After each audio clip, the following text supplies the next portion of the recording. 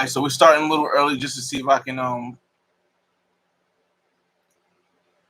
do the screen share, and then if I can do the screen share, then we won't have to start back over again.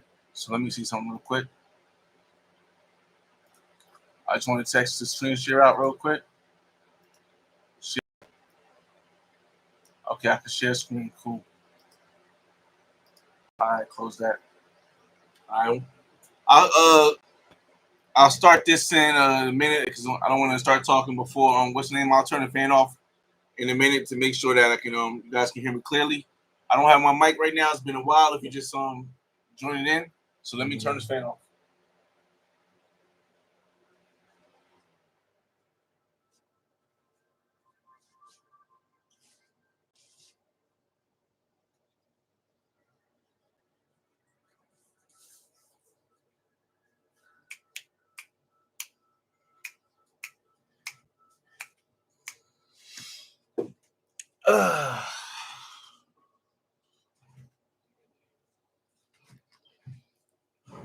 Oh man, it's gonna be hot. So what's going on, y'all? It is 9 o'clock on the dot, and welcome back to a Money Talk Monday.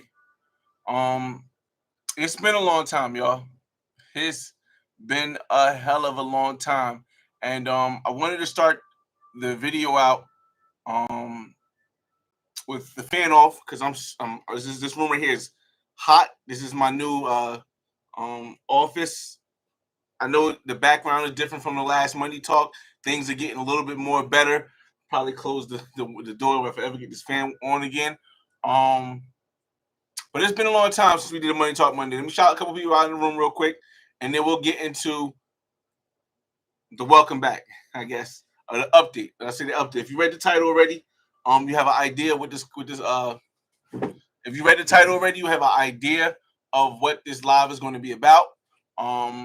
It's been a little bit over a year since we did the last Money Talk Monday, and if anyone recalls, probably the last one was Follow the Money, but before that was Selling South Beach, and we're going to pick up from Selling South Beach. But in first, let me shout out everybody in the room. Yo, what's going on, my brother? Kings and Dreams in the building. A1 Day One. Good riddance. Salute. What up? Dog Nuts. What it do? Nick. What's up? What up? Jay Brass in the building. Man, y'all, it's been a while, y'all. It's been a while. As you can see now, we don't have to go on StreamYard to get the share screen, and it's awesome because I can do it from here. So let's just hop right into it, y'all. Again, one of the last episodes I did on Money Talk Mondays. Matter of fact, let me turn the TV off real quick. Hold on, y'all. Hold on. I can hear you back.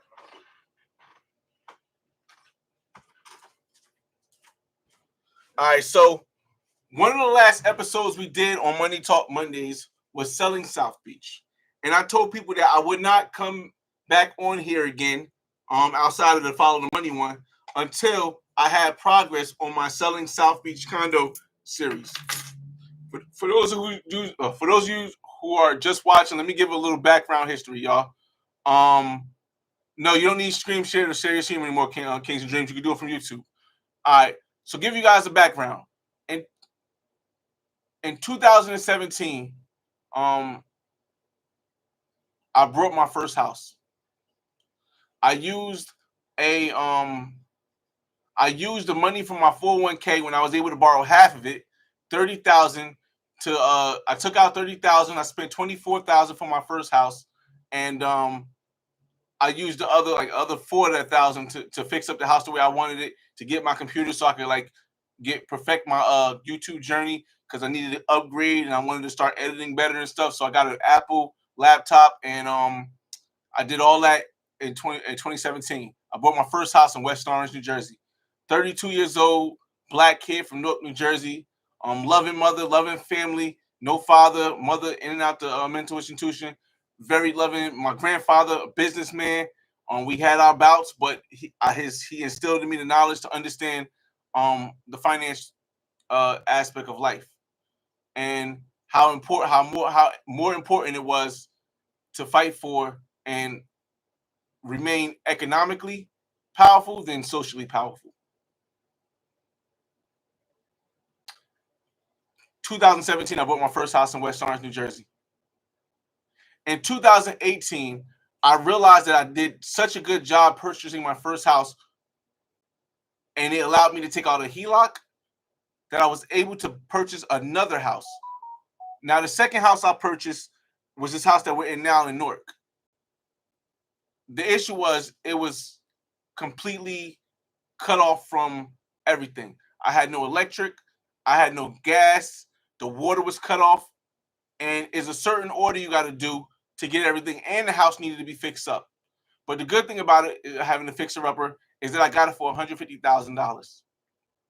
And I got a 203K loan, which means that they pay for you to buy the house and they pay for you to fix it up. So in total, it was about $223,000 that I borrowed to buy the house and fix it up. Shout out to my homie, my brother now, Wilmer. Wilmer is an Ecuadorian guy who I met before my grandfather passed away in 2015, and I was helping him fix my grandfather's house, and my grandfather passed away. And then me and Wilmer stayed in touch. Wilmer gave me a mean discount when I was fixing this place right here.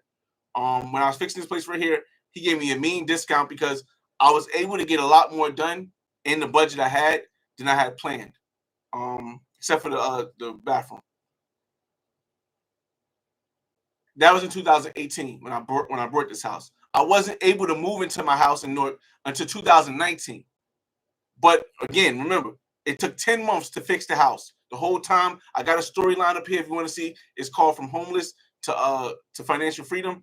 It's on this channel. You can watch that story if you want the backstory to what I'm saying now. In 2019, I finally got my place in order. I got some tenants in there. I got some tenants on the second floor, and I was living on the third floor. So I had tenants on the first floor, tenants on the second floor, and I was living in the third floor. The tenants on the first floor alone paid the mortgage. So everything I was getting from the second floor, I was stacking and paid back my 401k, and I was stacking and I was taking trips all over the place. This is how I financially organize stuff. If my sound ever goes bad, because it's the first time I'm using Logitech, just let me know. Put 2 in the room, and I realize that the sound is go bad. So 2018, I bought the crib. 2019, I finally moved in. I had tenants. Whole year, I'm stacking. I'm putting money away. Mind you, the first floor alone paid the mortgage at the time. And now I got the second floor, and I have my income from my job building up, paying back the mortgage, and taking trips all over the place, which you can see on YouTube. In 2020, I had paid a lot, like about $30,000 back, $40,000 back. I had paid like $40,000 back already. That's how fast I was paying. It took in 2 years, I had paid like $40,000 back on my on the money I borrowed from my 401k. And then the pandemic, I had paid 40. And then the pandemic hit. During the pandemic, something happened at my job and with everybody's job that they allowed you to take out the money that you did not have access to in your 401k. Now, matter of fact, I had put 20,000 back because I had I had put 10,000 back because I had another 30,000 in and I had no access to, because if you don't know about a 401k, you put money in and your company puts money in. But the company money you can't touch until you retire without penalty. But they made it so that I could take the money out without penalty because of the pandemic. If you had a cause, like, an issue. So I took the money out and I said, hey, this is all I have in my retirement, aside from my 2 houses that I have now. Remember, this is October 2020. What can I do? I went and I bought a condo in Miami Beach. I didn't originally want to buy a condo in Miami Beach. I just wanted to buy one more place in Montclair. And the Montclair place was going to be my forever place where I moved in, I lived in there, and it was going to be forever. I had no idea about, I wasn't thinking nothing about internationally. I wasn't thinking nothing about Miami Beach. All I was thinking is that if I get a place in Montclair, because Montclair represents for us Black people from Newark, New Jersey, from the hood, it represents abundance and success when it comes to building wealth, because all the houses in Montclair, at least almost $1 million and up. if you might get something for like $700, but everything now is like $1 million and up. So I wanted that feeling to know I moved from Newark to Montclair, and I'm living next to the millionaires and the billionaires in Montclair. But during the pandemic, what happened is that a lot of people from New York came over to Jersey, and they started bidding up all the houses. I mean, houses was getting the house I have on my thing when I took my son, because whenever I went somewhere, my son lived with me. I took my son with me to find a place. I walked him through the houses. I told him what I was going to do. He didn't understand everything, but just to get him so he could see what his dad does, right? My daughter didn't really want to go. And the last house I tried to get in Montclair, I had the money for it, and then somebody from New York went and spent $125,000 over the asking price to buy it. At that time, I hadn't lost all hope, but I know if I was doing the same thing over and over again, that's insanity. And every time I went to go try to get a place in Montclair, somebody would bid over it, like a lot over it. And I was like, okay, this doesn't make any sense. I don't even know how they do it. So I started thinking, if I didn't have a place in Montclair, where would I want to play? What would I want to do? I didn't have enough money to go internationally when I started thinking about. I wanted to get one in Barranquilla, but I didn't have enough money. Remember, I only had 30 that I just was able to touch from my job given to me, and I had 10 that I had. So I had 40 altogether. I had 50 altogether, something like that. And I decided, you know what? I can't go internationally. Let me see if I can get a place in Miami Beach. And I was able to get a studio apartment. The studio apartment in Miami Beach I'm gonna shout you guys out in a second. The studio apartment in Miami Beach cost me $167,500. $167,500 was the total price of the condo I brought.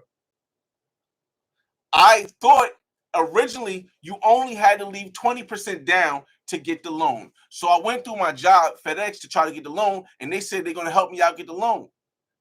A month and a half before I was supposed to close, like a month and a half before I was supposed to close, FedEx said they can't do it anymore. The credit union said they can't close me anymore. I was in panic. I was like, oh my God, I'm going to lose the $5,000 I put down for escrow. Because if you guys never bought a house, you have to put $5,000. You have to put money down, not $5,000, but you have to put a certain significant amount of money down to hold the escrow when you're trying to get a place. So I had to put $5,000 down to show them I was serious about it and that I wanted the place, because it was $175,500. But FedEx credit union screwed me over at the last minute. Luckily, I had an agent that I was working with getting the place named Diana Calle. Diana Calle is from Colombia, but she works and lives in Miami. And it was kind of crazy because at the time I was trying to buy a place in Colombia and I couldn't afford it. And then my agent for my place in Miami just happened to be Colombian. I was like, oh, that's crazy. That's a crazy coincidence. So she found me financing. But the issue is that they needed more skin in the game. Skin in the game means they needed me to put more money into it than the 20%, which was pretty much all I had. I managed out to have something like $50,000 after all the money I had in the bank, plus the money I was able to take out of my 401k, plus the money I had that I was that they originally let me take out from the start. I had about 50,000. No, I had about 45,000. How much was it? 45?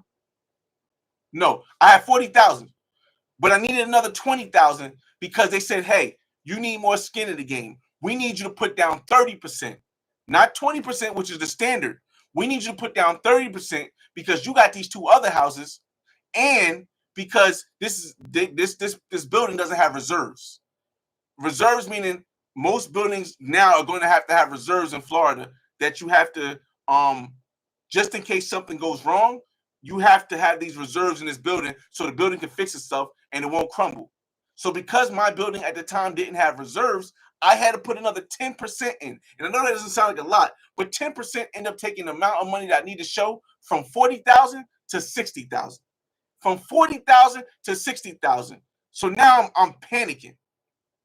I'm trying to figure out. I'm like, I don't want to lose this 5. I really want this place. This place is 167,000 in Miami, on the water, on the beach, in the beach by Miami. perfect luxury place. I got to get this place. How can I do it? Now, I don't suggest anybody do this, but this is what I did. I used my credit cards that I had, and I took money out of my credit cards. You can only have a certain limit that you could take out. So I took out the maximum limit I could take out of all my credit cards. And then me and my brother, for his birthday, we went to Houston, and they just came back from Houston. We went to Houston in October 2020. No, my fault. And in October. In the beginning of October, we went to Houston. Right before I was supposed to close at the end, we went to Houston because I needed to show $20,000. I mean, more. I needed to show $60,000 in my account, or they wouldn't take it. But the thing is that they only check your credit cards for the month before, but anytime within that month, they don't check your credit cards before you close.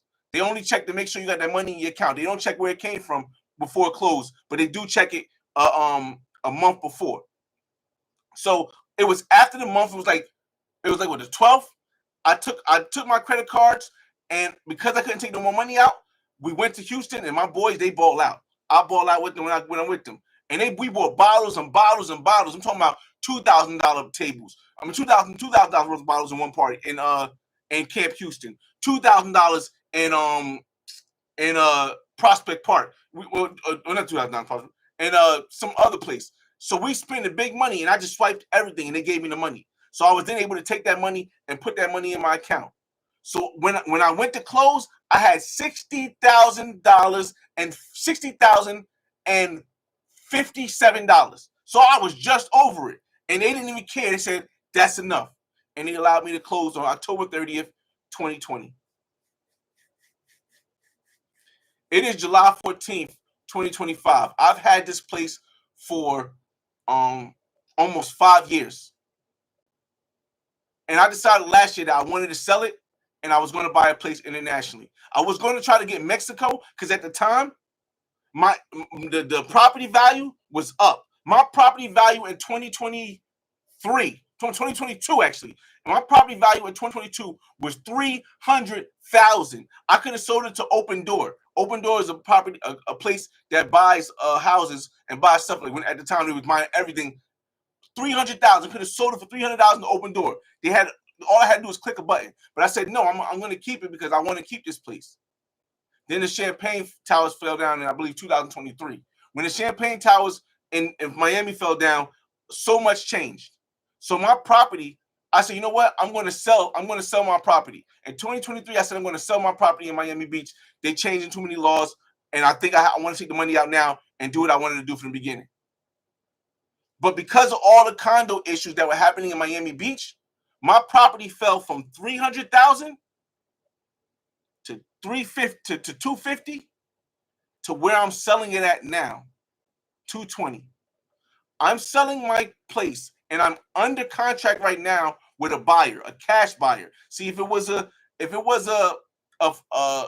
finance buyer, I probably wouldn't have made this live because it makes it a little more iffy. They got to meet regulations. But a cash buyer from Italian cash buyer from overseas, and I'm selling the furniture with. I'm giving him the furniture with it, so he's very thrilled to hurry up and buy it. And I have a tenant, and the tenant is Italian. So that just happened to work out crazily where my tenant is Italian, the buyer is from Italy, and the buyer wants to keep the tenant and the furniture. So mind you, now follow me here, follow this trend, y'all. The place was, if I sold it in 2022, I would have sold it for $300,000 with just a click of a button, but I didn't. I held it. Had the best time. If you guys haven't seen South Beach Lifestyle playlist, y'all can see it on the channel under the playlist section. Best time for those of my life, some of the best times of my life in those 3.5 years I lived in Miami. So from $300,000 to $220 when I'm selling it now. That's a big dip. When I originally tried to post it for sale, I asked for $275. This is in 2023. The end of 2023. I asked for $275. I didn't get it. I bring it down. And now I got it at $220. So I brought it down $55,000, y'all. I brought it down $55,000 because I just wanted to I had the ability to get the place I want in Colombia. Even though I brought it down $55,000, remember, I brought it for $167. Let's just round up for easy math. Let's just round up to $170,000, right? I bought it for $170. I sold it for $220. How much money did I make profit off of this sale after living for 3 years in Miami and then renting it for $2? I made $50,000. I made $50,000 in 5 years. That is not what I would have made if I would have just left my money in my 401k. By no means. I put it this way, because I only had to show that 60,000. That's not what I had to put in. What I had to put in was 30%, and what I had to put in was something like 45,000, something like that. I had to put in the money, something like that. I don't know how it worked out. So let's say I put in 45,000 when I bought the place, and now that I'm selling it, and I'm in contract, I'll make 50,000. So I will have a 100+% profit off of the place that I brought and I had fun in Miami Beach. Now, along the way, remember, I had that credit card debt. I also took a lot of trips and I did a lot of stuff. I went to Miami. I was in Miami every other weekend and I did a lot of stuff. So I built my credit card debt up. So I have a high credit card debt right now. I have $42,000 in credit card debt. So let me write this down so I can we can do this together. Okay, let me do my phone. 1 second, y'all. Don't have a pen over here. I don't. All right. So we're gonna do this together, y'all, and then we're gonna get into the talk. I just want to open this up and give you guys, if you guys haven't been tuned in or you haven't, give you guys a thing. All right. So I have $42,000 in credit card debt. That's all credit card debt I have. Mind you, high interest. That the high interest on 42,000 is like 29%. I know y'all like, oh my God, you've been paying that much interest. Trust me, my properties make a decent amount of money. On top of that, I owe $13,000 on my Jeep, plus $13,000. On top of that, I have a $20,000 HELOC, the original HELOC on my other property that I took when I bought the second place. So add that to $20,000. So in total, the money I owe altogether is $75K. I owe $75K altogether. So remember that in your head. $75K is what I owe. Now, I'm selling the place for $220. I'm just doing the math for y'all to make it easy for me too. I'm selling the place for $220,000. But I owe $104,000 on the apartment.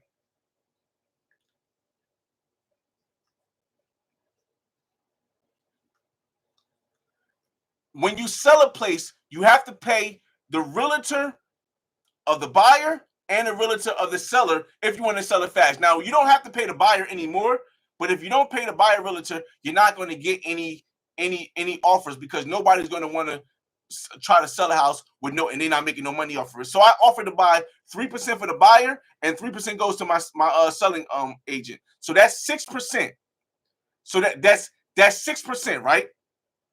So check this out. So that's 6% that comes out of my check. That ended up being 13. How much was that? That ended up being like, hold on a second.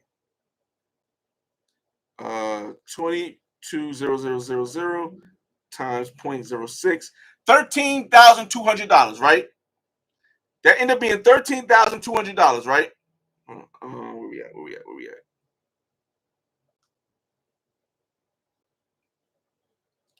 All right. So now we're at. Hold on a second. So now we're at 2,220. Wait, my fault. Jeez. $220,000, right? Minus 104, which is what I got to pay the bank. Minus 13. Let's say 13.2. Now, mind y'all, I was living there for the first 3 years. So for those that don't know, when you live in a place within 3 out of the 5 years, or 2 out of 5 years, or 3 out of the 5 years. I think it's 2 out of 5 years. If you live in a place 2 out of 5 years, you don't have to pay capital gains tax and on it. And Florida doesn't have state. You don't have to pay federal property gains tax if you live in a place and you're a single man, up to 250,000 profit. If you're a married couple, up to 500,000 profit. So because I lived in there for 3 years, I don't have to pay capital gain taxes on the profit because I don't make more than $250,000 in the profit. So the taxes are gone because I'm selling the property in Florida, and Florida doesn't have state tax. So I don't have to pay state tax on the sale either. So now we're looking at 220,000 minus 104 minus 1320, which is 102,800, right? Something else, no problem. Right, 102,800. So I walk away. Now, mind you, y'all, I walk away, and let me see. Let me double check the form right. 222 plus pay the bank plus pay the realtor. There's no taxes. I walk away with $102,000, $102,800. So I walk away from this property sale of my Miami Beach condo after paying the realtor fees, after paying the bank back, and after selling my place with $102,800. Now listen, I could have did this 2 ways, but I had to think of how I plan to do it. I could have just took the whole 102,000, went to Colombia, and automatically got the place instantaneously. I already have the realtor, and I have the lawyer that I'm working on the place. I haven't found the place yet because I haven't looked because I haven't had the money. But I know the building. I know the building I want to be in. If a unit becomes available, I'll wait. And I know the area I want to be in Barranquilla, Colombia. But I said if I do that, I then have all this credit card debt and all these other debts that I still have to pay that are high interest.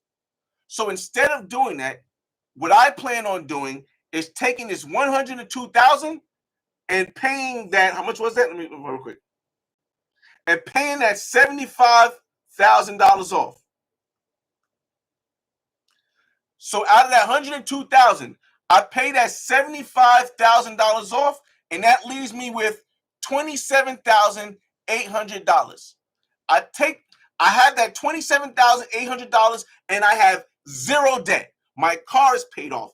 All my credit cards are paid off. My HELOC is paid off, which means I still will have access, or I should have access to that $20,000 HELOC, unless they close it. I should still have access to that $20,000 HELOC, but all of my bills, my car note, everything is paid off. And I have $27,800 profit. Why would I do this? Because once I do this, I can then take a HELOC on the home I live in now, of $100,000. Now, if I take the HELOC, now they're going to give me the HELOC because I'll have no debt. My credit will shoot up to close to an 800 because I've been paying off all this debt that I've had in a short time. Give it 2-3 months, my credit will shoot up to close to 800. And now when I go to get a HELOC, I get a HELOC at 6%, maybe 6.5% of $100,000. And that will be the only debt I have. I then take that $100,000. I go to Colombia, to Barranquilla, the place I want. At max, I'm going to have to spend $80,000 for, and $5,000 for my lawyer, and to do all the stuff, to do everything right. So that's $85,000 out of the 100. So I still have 15 in that HELOC. I have 20 in that HELOC, and I still have 27. Let's just round it down because I might use that 7 for something. I'll still have 20,000 in the thing. So I have 20, 40, $55,000, access to $55,000, and I have a HELOC that I owe for 85, paying for 65%. I didn't plan this out to be this way, but I took a risk. I would never suggest anybody to take the risk with the credit cards because it might not always work out this way. But I make my channel because I want you guys to see how my thought process is, and to see the times it doesn't work. like when I wanted to buy that place in Montclair. And the times it does work, where after 5 years, I'm able to now get the place in Colombia, pay it off in full, where I want to pay it when I want to buy the place, pay it off in full, and still have $55,000 emergency access to $55,000 emergency, or I can use the 20 to pay that down and only have to pay $65,000 on my HELOC, which would be a lower price. And then I use the extra money from the HELOC and the extra money for the other HELOC for emergency purposes, because you always want emergency purposes. But remember, all that is done with me having zero debt. Zero debt. There is a downside to this anymore, though. Let me tell everybody, there is a downside to this. Once I sell my place in Colombia, I will no longer, and once I sell my place in Miami and pay all the stuff down, I will no longer be a millionaire. I will no longer be a millionaire.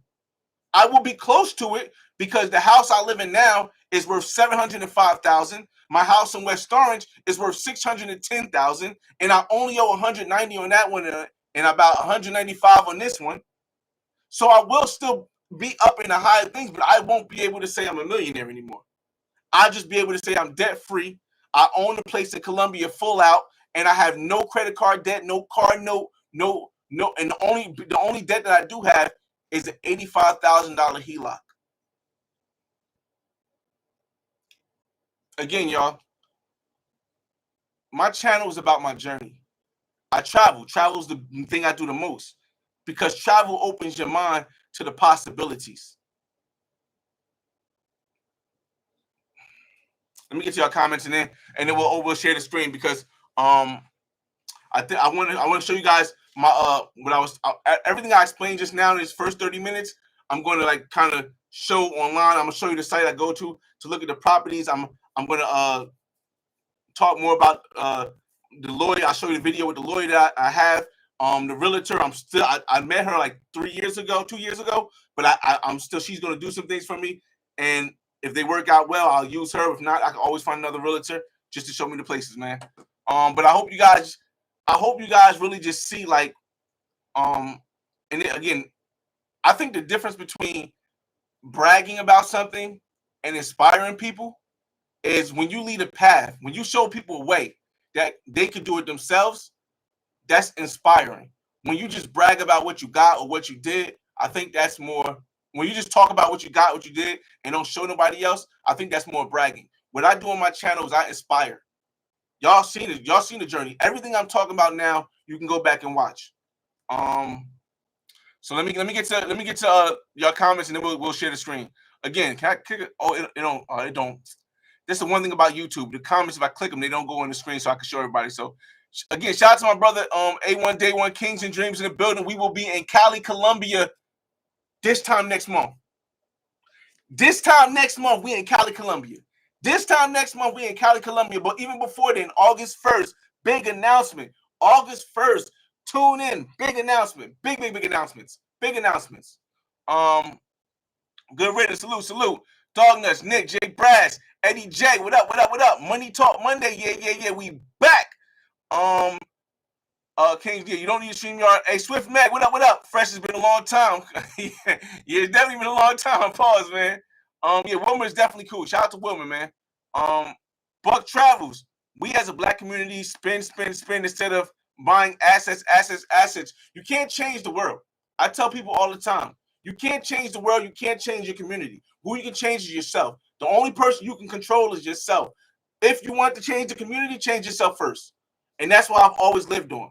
If I want to change the black community, I got to show people what I do.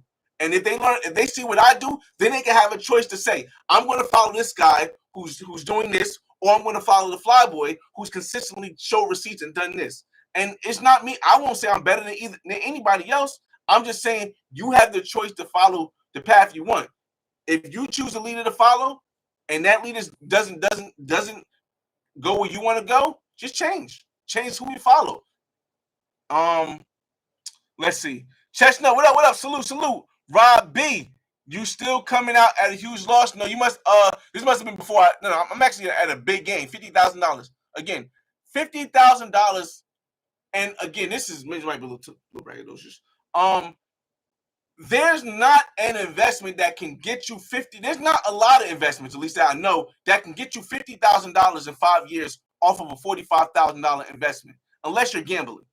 Unless you're gambling, and that's a bigger risk. You're not gonna. It's rare that you're gonna make. And again, timing was everything. I'm not saying this is just me. This is luck. But what luck is when planning meets preparation meets timing. When all those connect in the middle, that's what luck is. I was lucky enough, but to be able to buy a place during the pandemic. But I was also smart enough to understand while everybody is freaking out about something, that's the time to attack. That's the time to go out and look. So while everybody was freaking out about being close to people, they didn't want to be in condos. I went and bought a condo. Everyone said this is not the time to buy. The market's going to crash. This is going to this. I said, you know what? I'm going. And I went.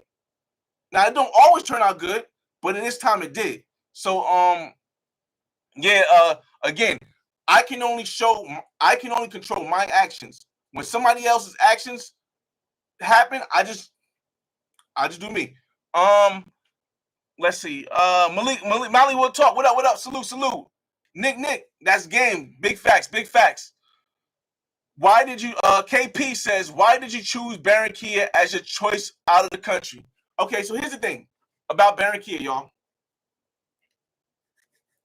Medellin right now is super high, but that's not why I didn't buy in Medellin.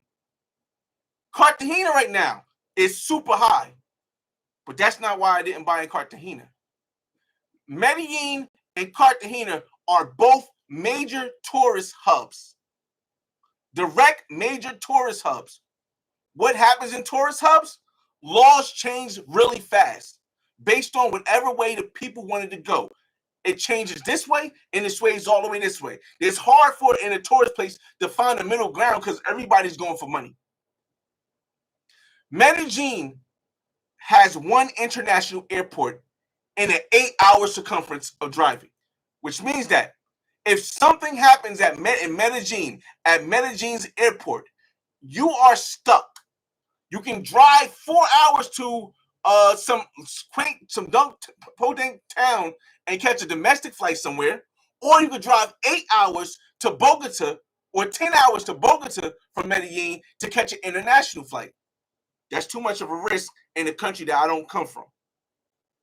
Cartagena, the prices are high, but outside of tourism, there is no major economic thing in Cartagena. So if something happens to the tourism, I could be screwed. I just had a conversation with, last time I was in Cali, Colombia last year, I had a conversation with a woman who left Cartagena to move to Cali for more opportunity. But Barranquilla is between Barranquilla is between Cartagena and Santa Marta. Barranquilla has industry and shipping. Barranquilla, if I'm correct, is the oldest port in Colombia. It's the oldest port. Port meaning where ships come in, they drop stuff off, and then they go elsewhere. Even where the slaves came in was Barranquilla. Barranquilla has the biggest port, the oldest port in Colombia. And it is also in the middle of Santa Marta and Cartagena. So you have 3 international airports in a 2-hour span of each of Barranquilla. So if I can't fly out of Barranquilla's international airport, I can go to Cartagena on a $10 bus and catch a flight from Cartagena. If I can't fly out of Barranquilla and I can't fly out of Cartagena, I could go a 2-hour bus that costs $10 to get to Santa Marta and catch an international flight from Santa Marta. That puts Barranquilla in a location for the future. And that's what I look at when I buy it. I'm not buying this for an investment. Maybe I'll Airbnb it in the beginning while I'm not able to stay there for a long time because my son lives with me. But once my son gets in high school and he's staying out a little bit longer, or when he goes on to his mother house for the summer like he is now, I'll be just living over there. I don't plan on using this as an investment because I was able to create the money I needed to use it for retirement between my 401k and moving into Miami. So that's why I choose Barranquilla over any place in Colombia. And also, Barranquilla is the least expensive place I've been in Colombia. It might be tied with Cali, but a lot of people think that Cali is a little bit more expensive than Barranquilla.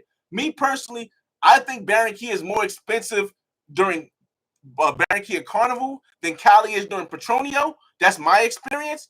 But either way, and again, Cali was another one like Medellin. There's only one international airport and there's no beaches around it. Barranquilla, 20 minutes I can go to a beach. 20 minutes, I can go to Kili. 25 minutes, I can go to Kili. If I want to take $10, I go to Cartagena. $10, go to Santa Marta. Options, location, location, location. When I brought my condo in Miami Beach, that was the most important thing, location. And that's why, while all other condos are really going through it outside in Miami, the Miami Beach property, even though it's not selling because of the condo issue now, it's still prime location. So, again, to me, the most important thing is location. That's why I'm buying the Barranquilla. Piff City, salute. What up? Mollywood Talks. I'm going to be in Cali, too, for the festival. Just hit me up on Instagram. There's a lot of us going. A1 Day 1 Kings and Dreams is going. Andre from Love Cross the Borders, they live there. The homie G from Cuba, my Cuba video is going. He bringing his homies. I think Uncle Ray Elroy is going. I think what's his name? I think the homies hub said he's going, but I think he said he's going afterwards. I don't know why he said he's going after. I think he said he was going on the 21st, or he was going to do. I don't know why he said that. So somebody else said he was going on the 21st also. Which I don't know why they just don't go to the thing, but who else is going? It's a lot of people going. So just Sam's is going.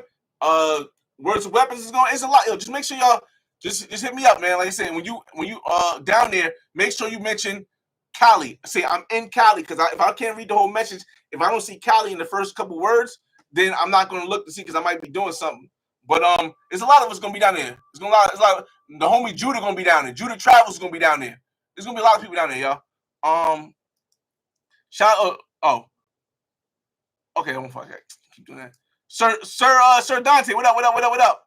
Benny D, what happened to the place in Mexico I was buying? Okay.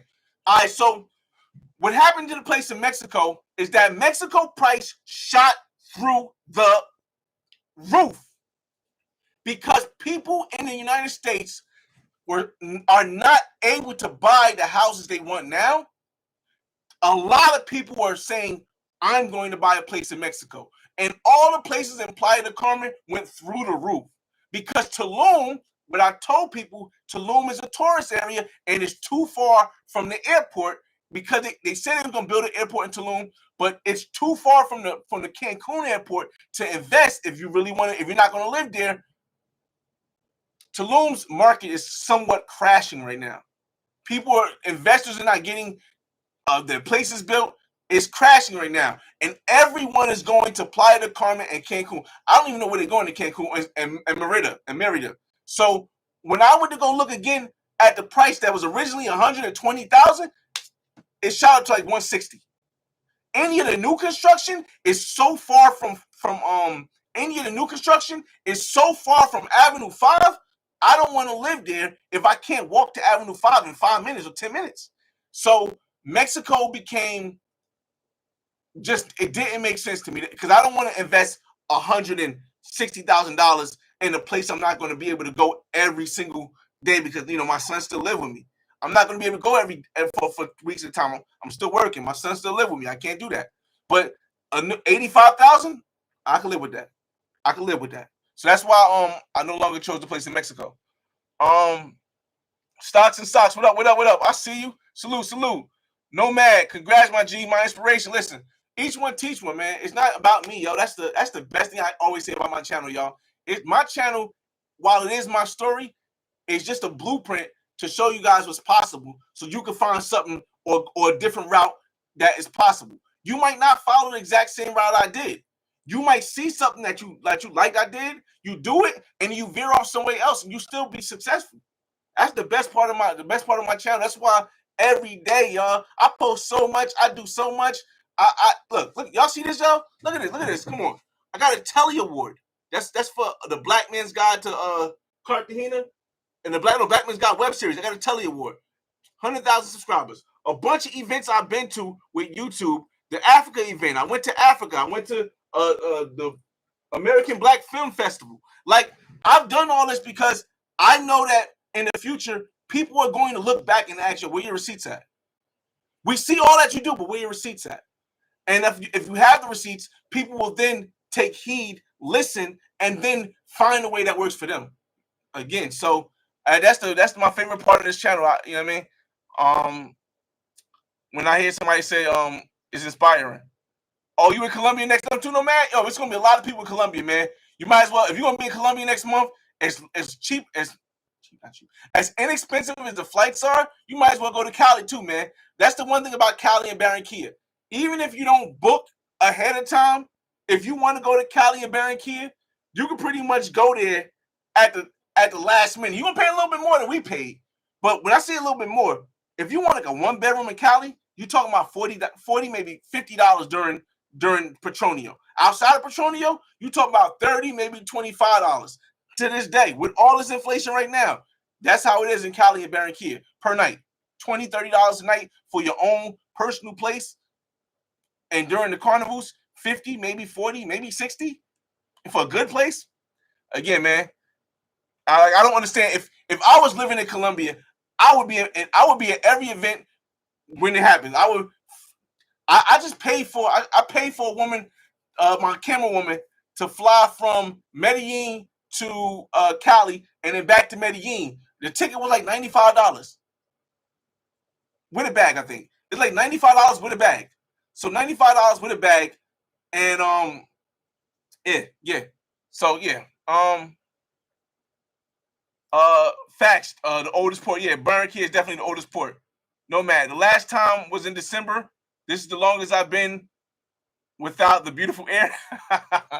I know the feeling, man. Listen, the last time I've been to Colombia was in November. I was in Africa in January and December. But the last time I've been to Colombia was in November. Before that was October. I was going back and back and back and back. I was in Colombia six or seven times last year.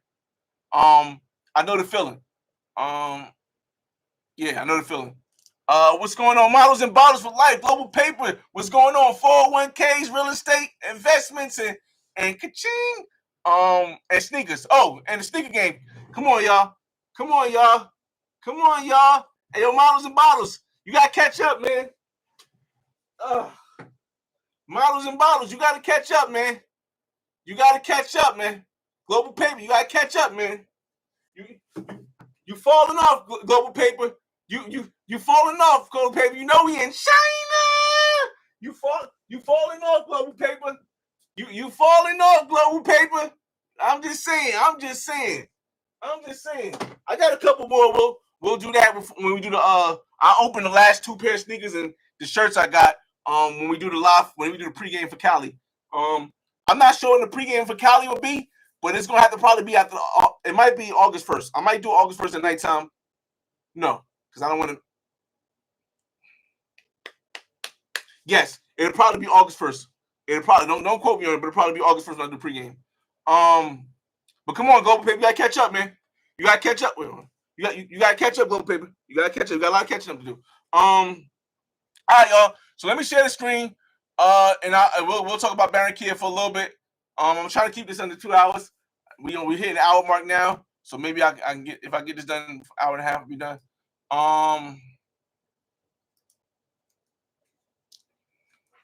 So let me share the screen. Shout out to YouTube again for now allowing us to share screen now. All right, y'all. The only thing about it is that they still don't. Oh, I am. I'm in the small part right here. Okay, cool. All right, so check this out, y'all.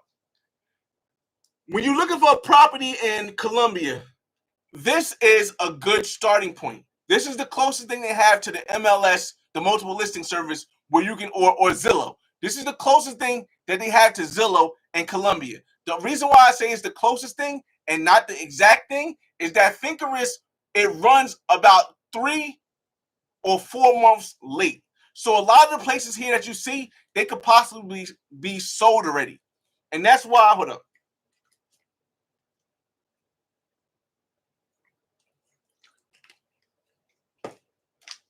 Hold on, y'all. And that's why I say it's always good if you're thinking about buying a property in Colombia to look at Finkeris first, but don't get your hopes up too much. Go get a realtor who functions or knows the city that you want to buy in. Don't just get a random realtor from Colombia. Get a realtor who has sold property in the city you want to buy, because you're going to need access to apartments to go see it and stuff. Now, when I bought my crib in Miami, I brought it sight unseen, meaning I physically didn't go there to see it. I seen it on my realtor's camera phone when she was walking through the apartment, showed me. I did not see my place in person in Miami Beach when I brought it until the day I was closing. I did not see it in person until the day I was closing. Never do that for anywhere internationally. Never do that with anywhere internationally. So again, just use this Finkeris as initial way to look. Now, I told you guys, can you guys see this here? So what's the first thing I did? I typed in Barranquilla, but then I said, no, I know what section of Barranquilla I want to buy in. I want to buy in Norte, Barranquilla.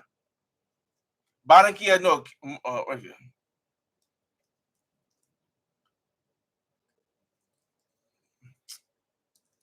I just put Barranquilla in. There we go. Norte right here. All right, boom. Oh, this is Central too.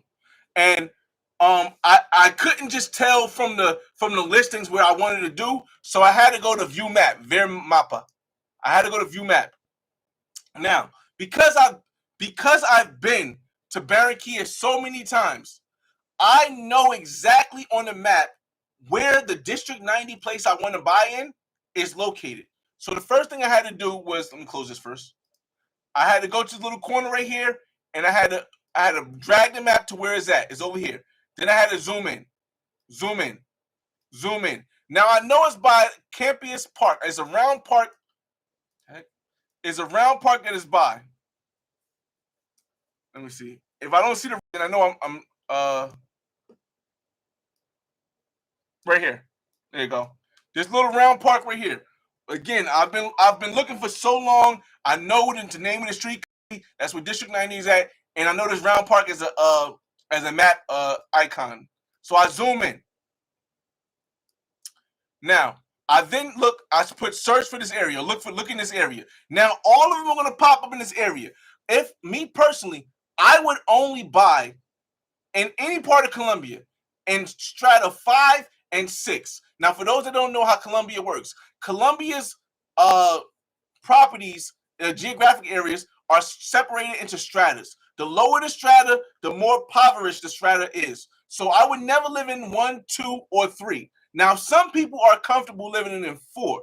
I'm not comfortable living in 4. I want to be either in 5 or 6. And I believe this is the borderline of 5 and 6. So I then went to, and mind you, all of these numbers are in Colombian pesos. They're never going to be in English. They're going to be in United States dollars. If you ever see anything in United States dollars, know that you're getting gypped. So I went to this one that said 350. And now, I may not have been in this apartment. But in District 90, all of the studios look exactly the same. The only difference is some may be a left-leaning place, some may be a right-leaning place. But the setup is exactly the same. And I've been in multiple different apartments in District 90. Now, I'm going to show you guys real quick. Everything is standard. It comes the way it is. You might have to buy a TV. The TV can't be too big because it has to fit right here. But I'll show you guys the apartment that I get. What the apartment like that's going to look like that I'm planning on getting. This is pretty much, you can see these in my videos also. Now, all this stuff is included. This is not like the United States where you might have to buy a washer. You might have to buy a stove, or you might have to buy a refrigerator. All this stuff comes standard inside. Now, it looks basic. I got a place to put all my sneakers from China right here. Bed and a couch. Again, I have a bunch of videos that you can see. This is a better outlook of it. And they all come with a balcony. Now, it doesn't really matter what floor I'm on. I feel like as long as I'm on the 5th floor or up, that's good enough for me. Let's go back to where to see what floor this is on. Now, I know a lot of you guys can't read close this out. A lot of you guys can't read Spanish. You can't speak Spanish. So let me give you a hint, or if you have an Apple computer, or maybe even if you don't, it might do it. If you go to the top of your browser right here, it says translate.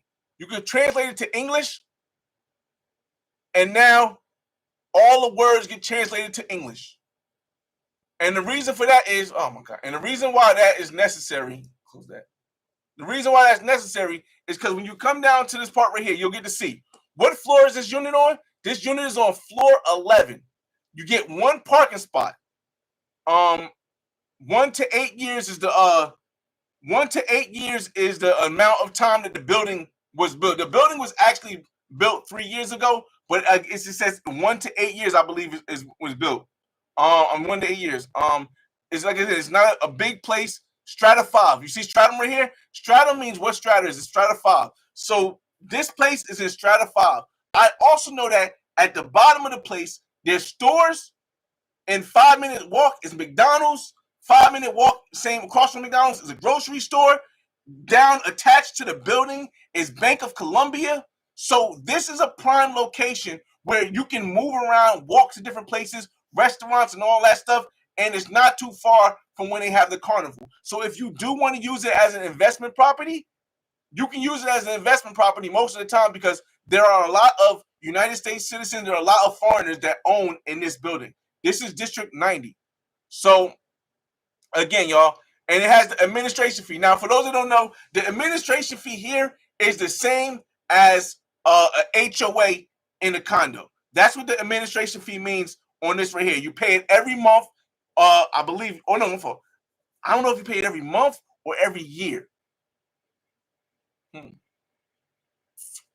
Let me get back to y'all. I think you pay it every month. Because let's do the math. I think you pay it every month. I could be wrong, but I think you pay it every month. All right, so let me do this real quick. I'm going to get you your comments in a second. I just want to do this real quick. How much is 450,000 Colombian pesos to United States dollars? That's 112. It's $112 a month or a year. I don't know, but I think it's a month. It's $112 a month, and they take care of all the amenities. They take care of the pool. They take care of the jacuzzi. They take care of the hallways. They make sure it's 24-hour security in this building. That's another thing. If you're going to buy a property in Colombia, no matter what part you're in, make sure there's 24-hour security. The things that you want to check on. Again, and now we're going to get to the price, y'all. Now, this was, I believe, the lowest price that I saw. No, it was a price lower than this. But this is $350,000. I believe that's like $85,000 in dollars. But let me just check it real quick, because we got Google right here. How much is 350 million Colombian pesos to dollars?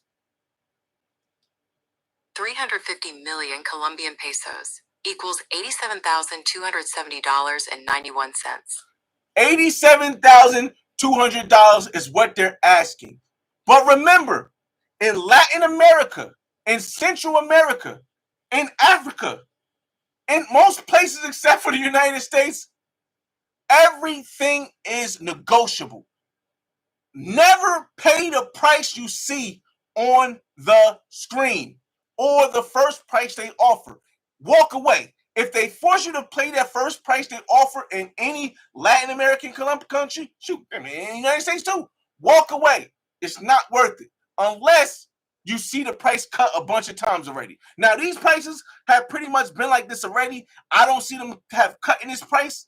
So I haven't seen them cut the price. So I would say never pay this price. What I feel like paying And I'm willing to wait a couple months. I'm willing to wait to maybe January, February as this process goes through. I'm looking to pay between $70,000 and $80,000. Now I say between, but I'm not trying to pay $80,000. But if at the last minute I see something that's on the 11th floor and I really like it, maybe I will pay $80,000. And the reason why is because I still have to pay $5,000 to my lawyer, and I'm still going to put like $5,000 worth of work into my place. So again, me personally, I'm not buying this for anything over 80,000, and they want 87. However, there are other units in this building that are for less money. And the way you look there is just keep looking. This is 250. It's not the same building. 385. I did see one for 330. I don't know. I don't see it anymore, but I did see one for 330. It's right there. There you go. You see again. So as you see the difference, and I'm gonna get your comments in a second. As you see the difference in prices, this one right here is 330. What do? We go up here, we translate to English, and we go down. Pause. This one is on the 7th floor. So it's still higher than the 5th floor, and it still works for me. It's the same setup, the same look. Maybe they have different couch color, or maybe they have different mattress thing, but it's the same look, and this is 330. 330, let's find out how much it is. How much is 330 million Colombian pesos to United States dollars? 330 million Colombian pesos equals $82,250.36. But remember, never pay the price that you see on the thing or the first price they give you in Latin America or Africa or anywhere. If they're asking for 82, I'm trying to get it between 70 and 75,000, because then I save 5,000 from not having to pay 80. I can use that 5,000 to fix the place the way I wanted to. Maybe buy some more kicks from China to just leave over there. Buy some outfits from China to leave over there. And if they're asking for 82,000, you could definitely get them down to at least 75, if not 72. So this is why I say I'm not in a rush to run out and buy it right away. I'm going to pay down all my debt. I'm going to take my HELOC out.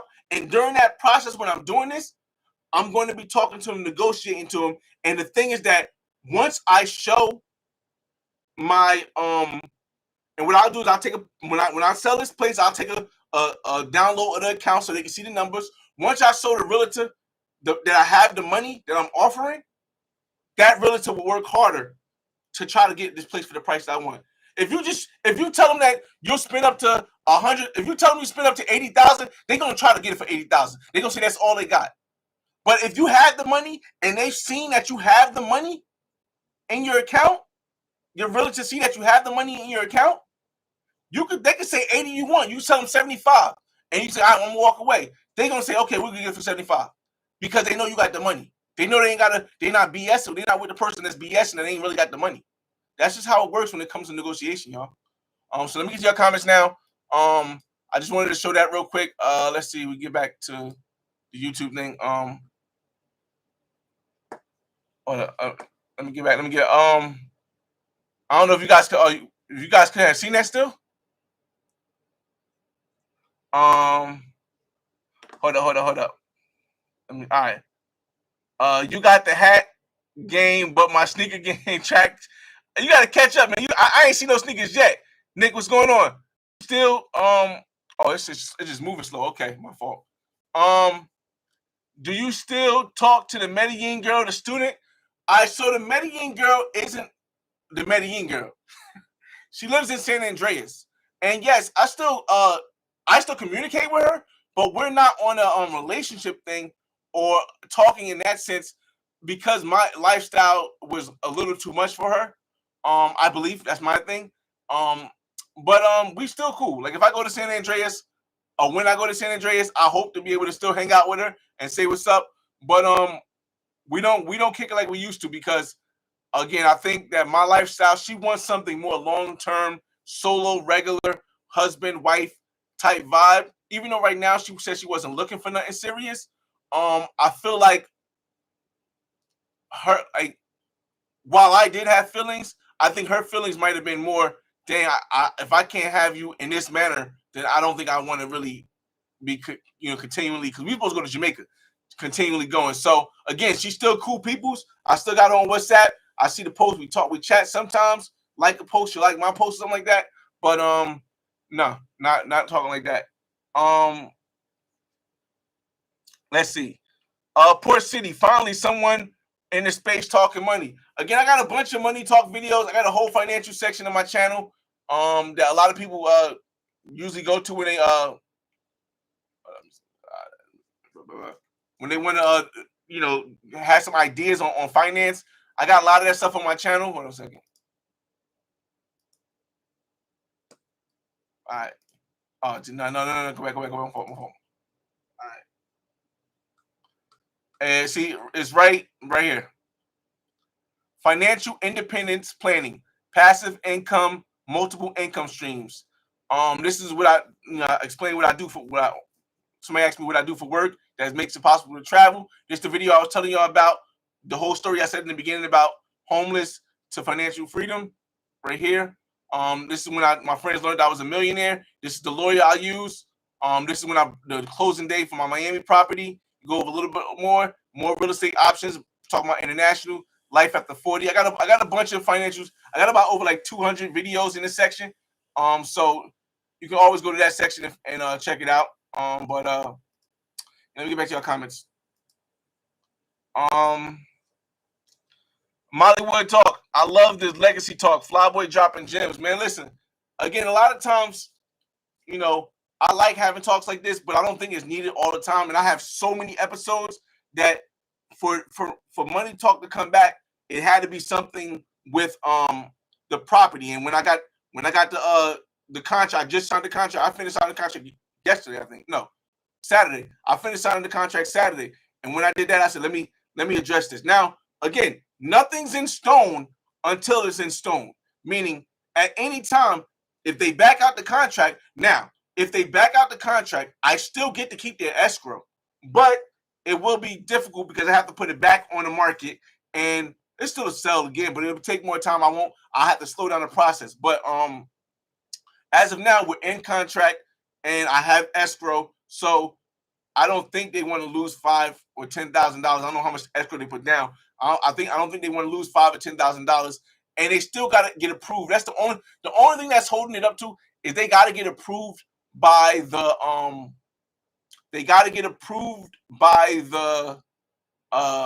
condo board. But the good thing about that is that they're cash buyers. So anybody that's a cash buyer, they're more likely to approve them because they know if something goes wrong with the apartment, they can take the apartment and then they don't owe anything on it. It's hard. It takes a little bit more longer. Just to give you guys information. If you're a finance buyer, meaning the bank is paying for it, it takes a little bit more longer to get approved by the HOA because of the fact that you don't really own the apartment all the way because you got to still pay the mortgage. And if you don't pay the mortgage, then they can take the place. So if they try to take the place, the bank, it can go after them and lawsuits and all this stuff. So they more likely prefer cash buyers to do it. So it should not be a problem when it comes to that. But once it passes that, then we get to closing. What city am I buying a product? Golden Child. What's going on? I am buying a property in Barranquilla, Colombia. Again, y'all. On fault. I did it again. Mollywood says, I think I might buy in Santa Marta. They have mountains. That's cool. That's definitely cool. Again, I can see it for more relaxing retirement. I can definitely see it. I think all three is good. All three is a good choice. Cartagena not as so much because of the tourism and the cost of everything, but everywhere else, yeah, definitely. Let's see. Are you going to GFE in Cali or are you thugging? Oh, I'm thugging, but I'm thugging with in-house. When I say I'm thugging with in-house, I told you guys I'm flying out the woman that was video recording for me in Medellin. I'm flying her out to record for me the first week. So I arrive in Cali, Colombia on the 11th. I'm flying the woman from Medellin to Cali on the 11th. So she'll be staying in one room and I'll be staying in another room when I have company. When I don't have company, I don't have company. Just get it out. I'm not going to put everything out there. Just know if I don't have company, but she'll be staying in one room, I'll be staying in another room. And then when I do have company, she'll be recording me and my company doing stuff. Again, we'll get more into that. I want to announce that more and give more announcement on that on the 1st of August when we make the announcements. Again, this is just an extra thing that I can't that just happened. I wasn't planning for this. You never know when somebody's gonna try to buy your property. It was out there. They got a contract. I didn't know it was gonna be right before this announcement. So I was gonna try to put this in with the announcement. That would have been too much stuff. But the announcement is gonna come. The announcement is gonna come, and then and the Cali announcement is gonna come. So it's gonna be 2 major announcements, but and they're separate. But I don't want to give too much. I can't give too much details about one announcement. It's just not. I'm not able to do it. I'm not able to do it legally. I'm not able legally to make one announcement. But the other announcement with the Cali trip, I'll make that on the first. Let's see. Gavin Jones, what up? Are you going to get a retirement visa or try to get permanent residency? That's the thing, though. The visa through investment, I'm not able to get because you have to spend a certain amount of money, and I'm not willing to spend $160,000 to get the visa by investment. However, there are other visa options. I could probably get a visa by retirement because the money I make from my properties here are enough to qualify me for visa by retirement. But at the point when I finally close on my place and I own the place, I'll talk to my realtor. I'll talk to my lawyer. Sorry, I'll talk to my lawyer about the options I have because my lawyer does visas also. Shout out to Langland Law Firm in Medellin. I know a couple people that they close with, and including I think my cousin too. Because my cousin owns a place in Cartagena. When I close on a place in Barranquilla, I will then talk to my lawyer to figure it out. Because again, I told you guys I'm trying to have a kid in Colombia. I have a woman who wants to have a kid. I'll tell y'all. All right.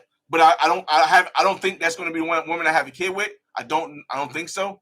But I'll just say that she's been on my channel since the first day I stepped in Colombia. She's been on my channel since my first video in Colombia. So she's hitting the age where she wants to have a kid, but she has a kid already. So that's the only reason why it's not really looking towards that way. But I do want to have a kid in Colombia, and you can always get a visa once you get a kid. Once you have a kid in Colombia, it makes it a lot easier to get a visa. But again, just looking at different ways that I would do it, I don't know. First step. Antoine Rich, what up? Antoine said, question, how is Ecuador? I see you. They have very beautiful video. I don't know. My homie Wilmer, my contractor, and my friend, my friend and my contractor rather, he's from Ecuador. His family just came here from Ecuador. They're now United States citizens though, but they just came in from Ecuador. I don't know if Ecuador is a place that I would even want to go. Just from talking to them, and I don't know. I just personally, can say I'm not really thrilled to go anywhere really. But I will be going to Thailand. I will be going to Thailand after. I don't know. I want to say soon because now that I'm in the process of selling this place, I don't know when I'm going to Thailand. I will probably go to Thailand after I lock in Barranquilla. After I lock in this place for Barranquilla, I will probably go to Thailand because then I will feel like I have everything off the map that I want to do, and I will do a Black Man's Guide in Thailand. Black Man's Guide for Ghana will come out this year.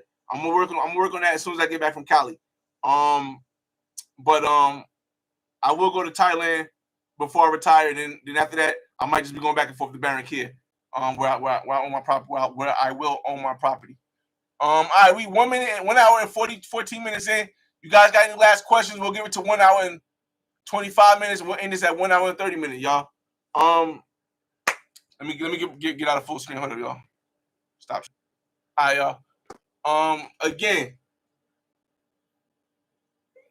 the difference between bragging and inspiring is you brag when, I mean, it's inspiring when you show people a way that they can do it for themselves. When you show people how you did it. When you give people a blueprint to follow so they can find their own path. That's inspiring somebody. When you're just talking about all the stuff that you do and what you got and what you are, then that's bragging. Neither one is good or bad. I'm just showing you all the difference. There's a difference between inspiring and bragging. And the only thing I do on my channel is I inspire. Yeah. Let me see. 1 second.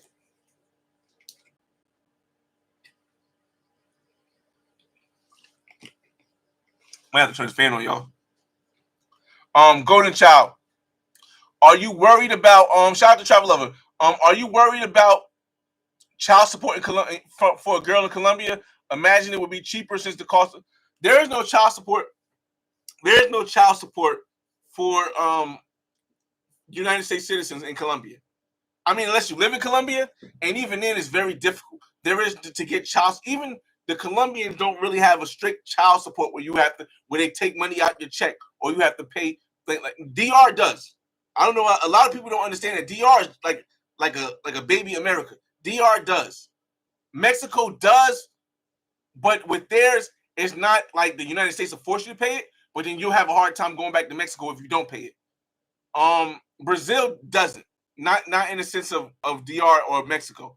Colombia doesn't. Not in the sense, again, a lot of stuff I did research before I decided where I want to build my legacy at. Cuba doesn't. Colombia doesn't. Panama doesn't. Canada does. So again, I'm not really worried about the child support thing. Plus I'm definitely going to support my kids either way because, shoot, my son lives with me. My daughter just graduated from a high school, and they live in my house and one of my houses and pay half the rent that the standard rent is because that's my family. So I'm not one of the guys who really worries about if child support is, that's not a thing. Let me see.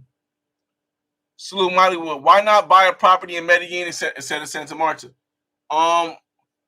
Travel maybe talking about the other guy because he did say Santa Marta. Me, I'm buying in Barranquilla. And again, I'll tell you real quickly. The reason why I'm not buying it, I wouldn't buy a place. I personally, not saying you shouldn't.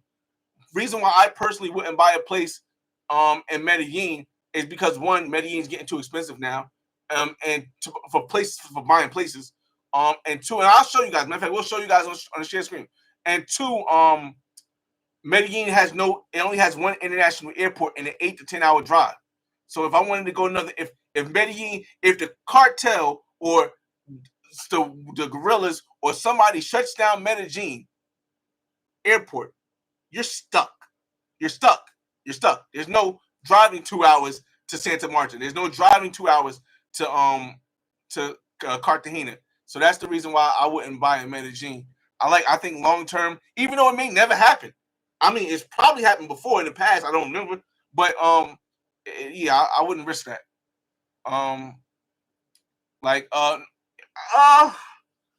Yeah, I mean, some people say Medellin is for play, but I think you could live in Medellin. I could imagine renting an apartment in Medellin, and and that was another reason why.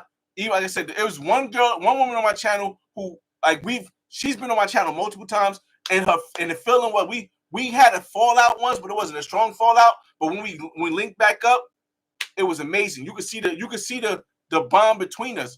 But she wants to live in Medellin, and for me, it's like I don't mind paying for your place in Medellin, but I know what Medellin comes with. So if I'm paying $600 for you to have an apartment, because she's not gonna be in no hood if I'm paying $600 for you to have an apartment in Medellin, I own a place in Barranquilla. That's gonna be still mine. I have my own private place. Then I gotta probably give you some money for the kid. That's like $800 a month. I mean, still that's not nothing because I pay $900 for my son's school. But I don't like the fact that you have $800 a month living in Medellin, especially you got a kid already. It's hard for me to conceptualize how that's going to not turn out bad because you have my kid, but you're living in Medellin. I know what Medellin has, and I know what people are willing to do. Oh my God, that's Flyboy baby mother. What you want? I mean, maybe, but it just other countries. Other places like Barranquilla and Cali, people could do the same thing, but it's unlikely. Medellin, it's too tempting for people in Medellin to have $800 not paid on rent, and it's too tempting, y'all. I couldn't believe that. I mean, I couldn't trust that. Matter of fact, so what we do now is I'll share the screen again. Because what I want to do is we looked in Barranquilla. I want to share the screen because I want to show you guys Medellin now. Because we again, Thinkitrize is the place where you can go. And remember, if you're just tuning in, we're gonna end this like in 10 minutes. If you're looking for a place in Colombia, this should be the first place you go. It's something like Zillow, but it's not as up to date. A lot of these apartments could have been sold already because it's about 2 to 3 months behind the actual the thing. So hold on, y'all. 1 second. Why is it making noise?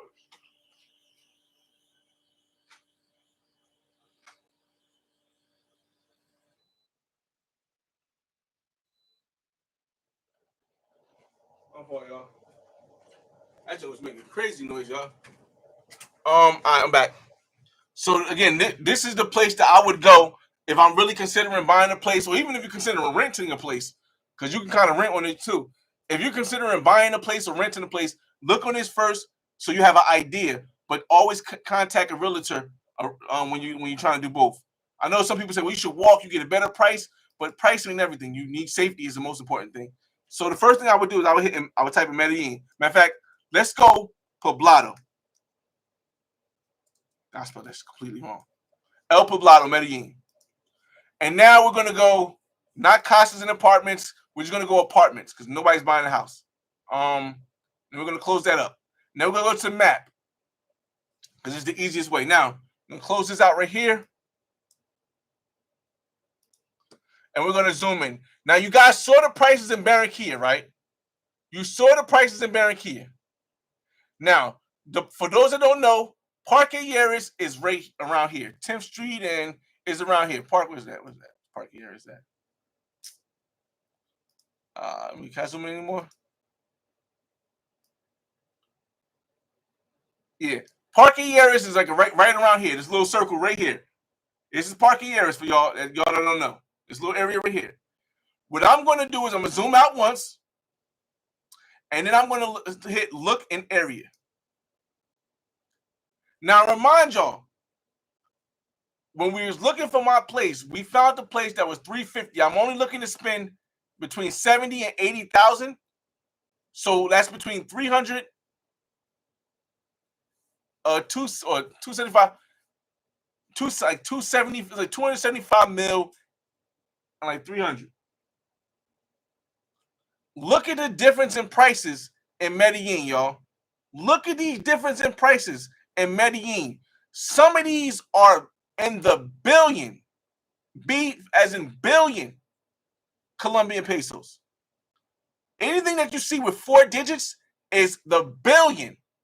So let's give an example. This one right here. So Parque Yeris is right here. This is why there's no house rates, no names. All this is Parque Yeris. Let's just look at this one here that says 1.1 billion 400. Let's see how much this costs. How much is 1,400,000,000 Colombian pesos to dollars? How much is How much is 1,400,000,000 Colombian pesos to dollars? Damn, it's not even showing me that easy. How much is 1 billion Colombian pesos to dollars? 1 billion Colombian pesos equals $249,345.47. That's just 1 billion. But let's go back to the filters. Because you know what? I'm only remember we're in 5 and 6. We only want 5 and 6. We're gonna do the same thing. And I really want to only put studio, but we're not gonna put studio. So I don't know studio here. So let's just close this out, all right? All right, so here we go. We're gonna look in this area right here. We already hit 5 and 6. All right, so let's just look for the least expensive one. Let's back out a little bit. Let's back up a little bit. All right. Let's just look for the least expensive places in the El Poblado area of Medellin, or in Medellin, because we getting out of El Poblado here. The least expensive place so far I've seen is 470 million. Does anybody see anything lower than 470 million? I don't see anything less than 400. Okay, we got, no, that's not, that's the extra zero, my fault. 470 million right here. I don't see anything less than 470 million. So we're going to look at this to see what we can get for 470 million. Then that's crazy. Not even over here, I don't see 470 million. Maybe you scroll up a little bit. Look in this area. Yo, I do not see anything less than 470 million. So let's just click to see what we can get for 470 million. A 3-bedroom. Hold on, let me see something. Let's put 1 habitant. Because this is making, this is,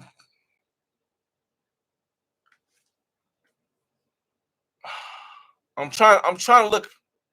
You know what we're gonna do? This we're gonna do. We're gonna go to price, right? And we're gonna put the highest price at 500 million. 500 million. And then apply range. There we go. Much easier. These are all options under 500 million in Medellin. Let me look in this area. You gotta be kidding me. There's only 3 places in El Poblado that's less than $500 million. And for those that don't know how much 500 million in Colombian pesos is, how much is 500 million Colombian pesos to dollars? 500 million Colombian pesos equals $124,660.75. $125,000 is the entry fee to live in a section 5 or 6 of Medellin. I can go out some more. Let's go out some more real quick. Let's see if we find something over here. Still nothing. All right, so this, I know you're saying, okay, here's something else. You can live in Laureles. You can live in Laureles. You can live in Laureles. We got a little more time left. Let's go to Laureles, y'all. Come on. You can live in Laureles. You can live in Laureles. You can live in Laureles. You don't have to live in Medellin. Only gringos live in Medellin. You can live in Laureles for that much. Let's see what Laureles says. You're in Laureles. All right, but we still only want to live in section 5 or 6. All right, cool. So now we got a couple more. Y'all. We got a couple more. What is the least expensive place I see? 385 million Colombian. Oh, we got one here. Hold up. We got one for 310. Hold up. 1 bedroom. Let's look at it, y'all. Can we look at it? Yeah. Let's look at it. Can we see? All right, cool. Let's see what you can get for 310. Okay. This is smaller than the place in Barranquilla, y'all. 35 meters. 35 meters. It's a studio. They put 1 bedroom, but it's a studio. The TV is on the wall like this. This is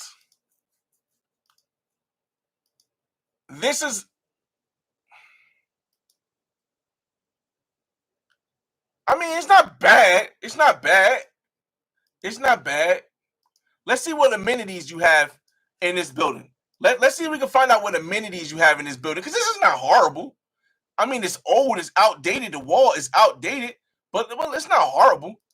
And this is the least expensive you can get at 310. Let's see what kind of amenities this place. Oh, remember what we got to do? Go here, translate to English. All right, get a parking lot. You don't know what floor number's on, so I'm assuming it's probably a low number. That doesn't really matter as long as it's not the first floor. It's in strata 5 though, which is good. Okay, let's see. Property amenities. What the heck? Alarm, furnished. Okay, it's come furnished. Okay, elevator. Okay, got a balcony. Oh, it got a balcony. That's good. Heat. It got a heater. Okay, closed circuit TV. Gas station, door reception. Okay, it got 24-hour surveillance too, and concierge. Okay, I stand correct. This might not be bad for Laureles. This might not be a bad one. I mean, I wouldn't get it. Still, I wouldn't get it. but I don't know the area, and this might not be bad per se. I mean, this might not be bad. Let me see if we can see the balcony. Hold up. Let's see if they have the balcony picture in here. I just want to see if they have the balcony picture in here, y'all. Let's see if they got the balcony picture. Because I don't see no balcony. They said it has a balcony. Oh, okay. You open. It's a sliding balcony. I see it. I see it. Hopefully they show it. Come on, show the balcony. Oh, it's a terrace, man. And you on the first or second floor. It's like a little terrace. You can't put no chair there. This is not a balcony. Come on, y'all. It's a terrace. You can stand out there, but you can't put no chair on there. You can't be nothing down on the balcony without being in the apartment still. Yeah, man. I don't know, y'all. Again, maybe you can get it for like 2 something. So maybe it could be worth it if you get it for 2 something. I don't know the area again. It's Laureles, but this being the only one available for anything under 380 is crazy. Even if we stretch it out a little bit farther, the most you're gonna get is 357, and that's 257. That's over here. Oh my God, this 257 is like a. It's not even a apartment. It's a hotel room. It's probably one of the things that you rent a hotel room and they rent it out for you and stuff, but you can stay whenever you want to stay. Yeah, look, it's a hotel room. No sink. I mean, no. It doesn't like have anything like a. It's a hotel room. It's not even like you can cook and stuff. You're staying here like as a weekend warrior. Yeah, this is not it. And you paying $257 for it. That's crazy. That's crazy. Hotel room. A hotel room, yo. That's crazy. Now, could it be good for investment? Depends how low you can get it. Again, y'all, just giving you guys just trying to give you guys an insight to how I think when I look at places and why I look at places and why I move the way I move. Because again, I'm not saying it's better than anybody. I'm not saying it's smarter than anybody. I just want you guys to hear a different perspective than you probably normally hear when you when you're watching YouTube. Where do we end that? Again, y'all. This is when they ask why I wouldn't buy in Medellin. Another reason why right here. Last one we'll check. This one's 310. That's the one we checked already. We checked it already. Never mind. Again, the lowest entry point is 310 for this that don't even have a real balcony. If you want to say the hotel room counts, then maybe 257. Other than that, you have 385 just to be in Laureles. You have 385 just to be in Laureles, which is again 385. All right, easy way out. Hold on a second. How much is 385 million Colombian pesos to dollars? 385 million Colombian pesos equals $95,998.01. You had $95,000 to be in Laureles, not in El Poblado, and to be at a place that might be a new build. Yeah, I can't see. I don't know the area. Yeah, I can't fathom that. Again, y'all, we're gonna end this live soon, y'all. We just want to give y'all shout outs one more time. We'll end this live. Again, y'all. I didn't know I was going to be able to walk away with this property with making $50,000 for selling my Miami Beach condo after having it for almost 5 years, and enjoying it to the fullest and renting it out for 2 years or a year and a half. But you never know how it's going to work. You just got to follow something you believe. And if it don't work out, you just change it. You just change it. Let's get y'all comments and we can end this, y'all. Where do we end at? Travel Lover says, I feel like Cartagena probably offers the best relaxing living and the best times for fun-wise. CTG and other Colombian cities, if we don't want to go as far as Rio. What are your thoughts? My thoughts are, it's probably fun if you're there for a short time. But if you're there for months at a time, like again, I plan on maybe renting my Airbnb in Barranquilla while I'm still raising my son and my son lives with me. But I want to eventually only use it to have as a place when I go there. Which means that if I'm staying in a place like Cartagena for months, I'm paying tourist prices for a long time. Versus if I'm in Barranquilla, in Santa Marta, in Cali, even in some parts of Medellin, I can actually just go to the grocery store and get grocery food and have a lady cook for me. I can cook. So I have a lady cook for me. But to do that in Cartagena, you still paying gringo prices. You still paying higher than gringo prices because it's tourist prices. So whereas you might know a local market in Cartagena, the local market is going to see you and it's still going to be higher. Or even if they get used to you, it's still a higher thing because it's in the tourist area. So that's why I say it's a difference between living in like a Rio, because even a Rio has areas where it's not top, like Lapa is not really. I mean, it is tourist bound, but the stores and stuff like during the thing, they're not expensive. Rio's Copacabana and Ipanema is extremely expensive if you're living there. But Medellin, you have other parts where it's not like that. But Cartagena, unless you living in the slum and getting picking from the fresh fruit that the locals get and all that stuff, and how long you want to do that for? I mean, I want some sense of car. So for me, no, I don't think living in Cartagena could be a long term great financial plan if you're trying to live like a king or a queen on a salary that we get here or a retirement we get here. I don't think that's a good plan. I don't think it's a good plan at all. Um, CGG is relaxing, especially because it's a beach town plus all the beautiful islands close by for GFN. Still expensive, man.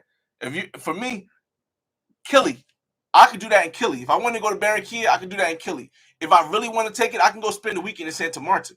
It's only a route away. But when it comes to a place where I want to live, where I want to stay, I don't want to stay in the tourist area, me personally, because I know how expensive that's going to get and how if I want that peace, odds are if you want to stay in a great place like on the water, you're going to still have a bunch of people coming up and down going crazy. And if you're messing with anything over there, it only takes one guy to say, I'll offer you $300 for her to be like, oh, I'll leave my guy.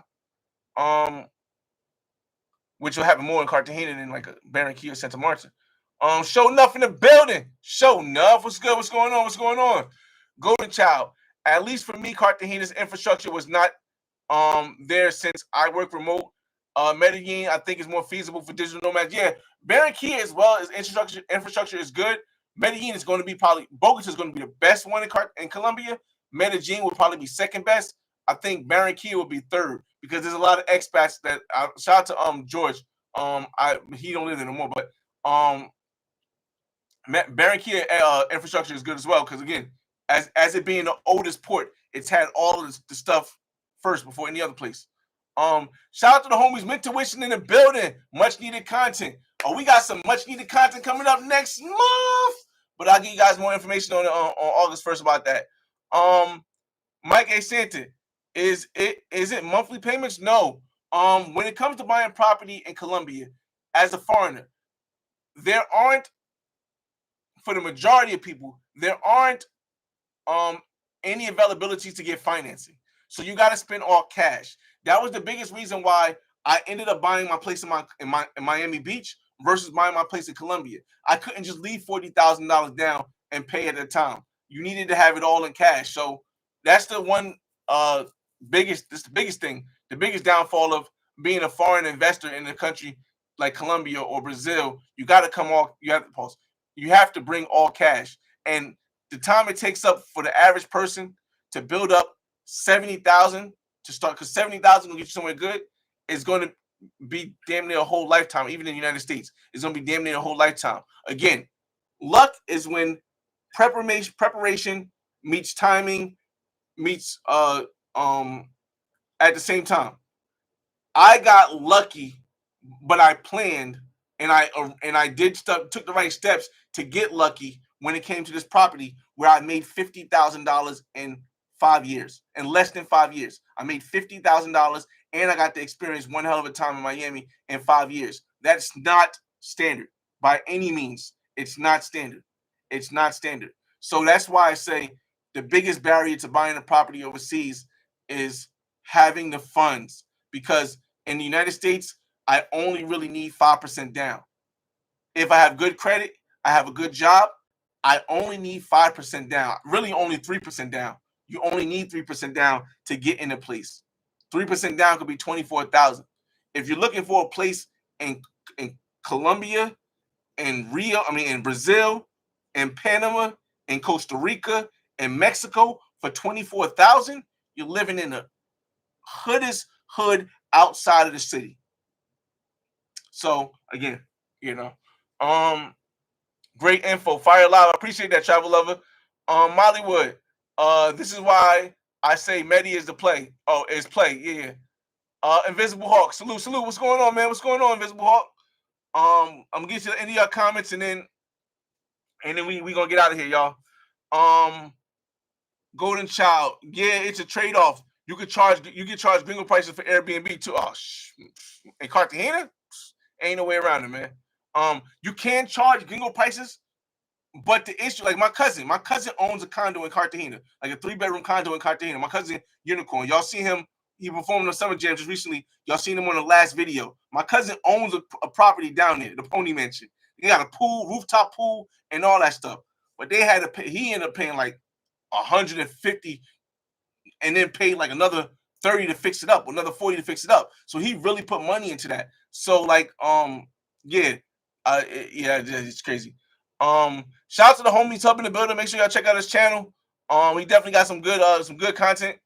Good live. I missed a lot, but I'm gonna play it back. I appreciate that, man. I don't know if you're still here, homie Hub.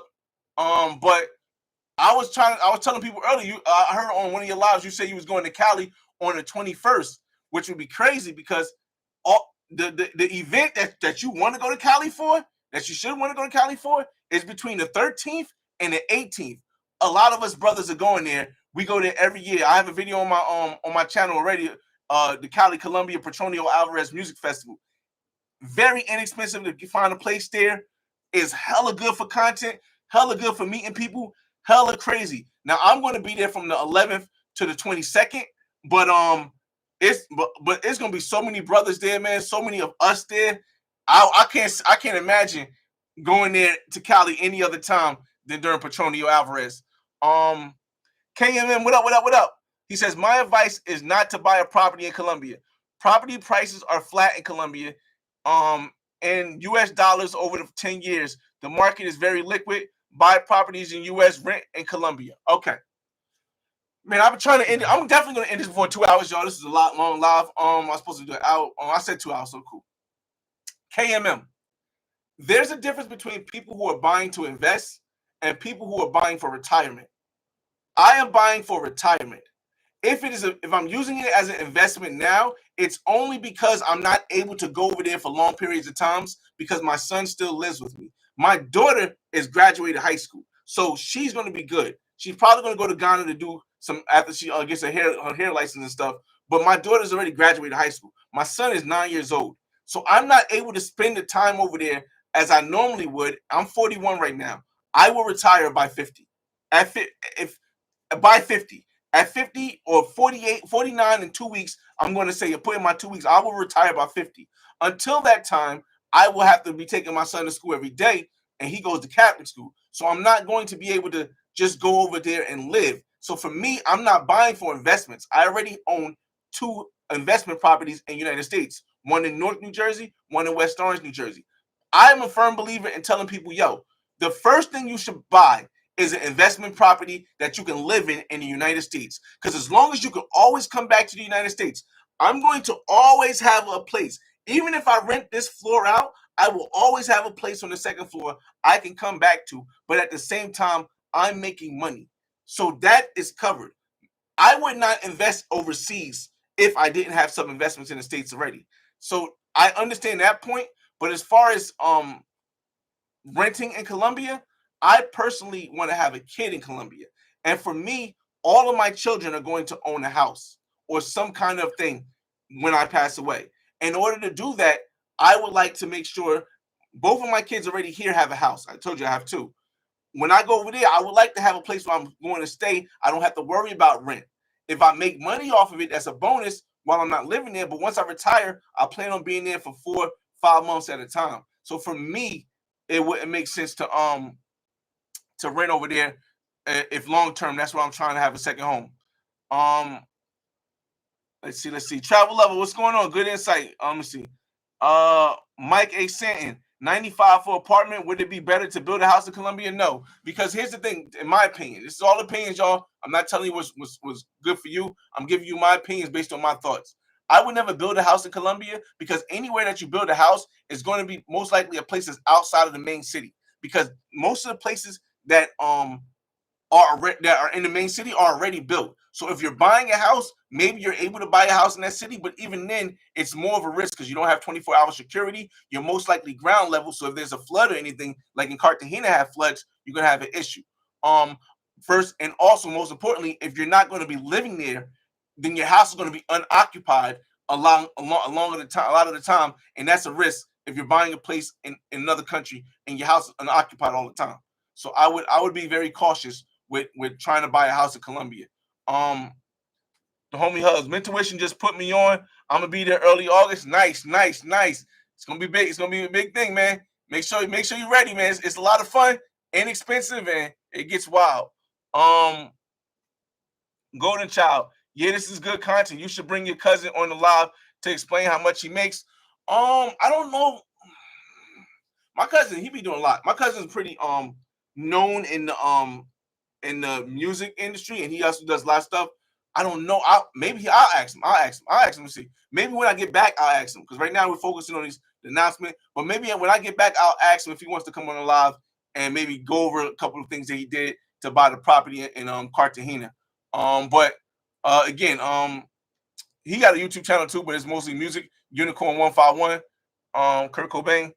Let me see. Show enough. What's going on? Okay.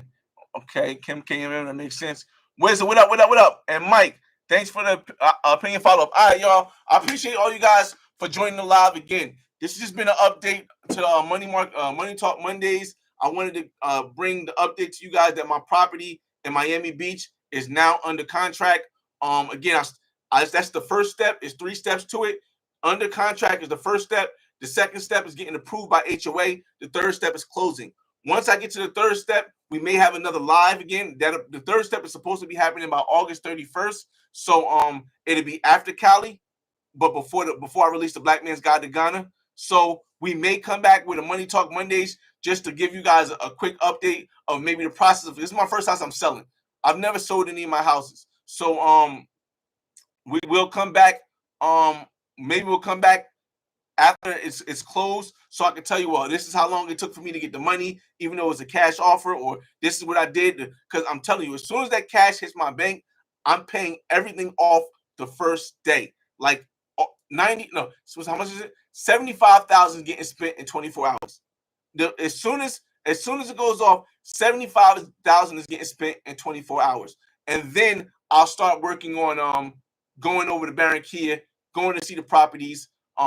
And I'll plan it out because I still got my brother's birthday in October, and I still got Cali, Colombia next month. So I'm going to Barranquilla for Carnival. So before Carnival, I may go to Barranquilla once so I can meet up with the realtor and she can show me some places if she finds the places I want. But aside from that, the trip's coming up.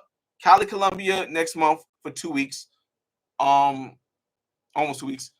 October, my brother might want to go to Morgan State or something like that.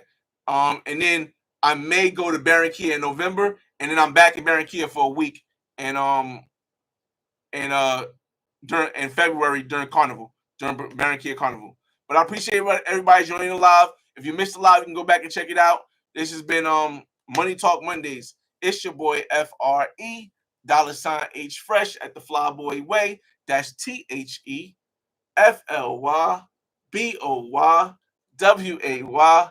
Don't ask why. Just check out the channel. And I'll see you on the next video. Peace.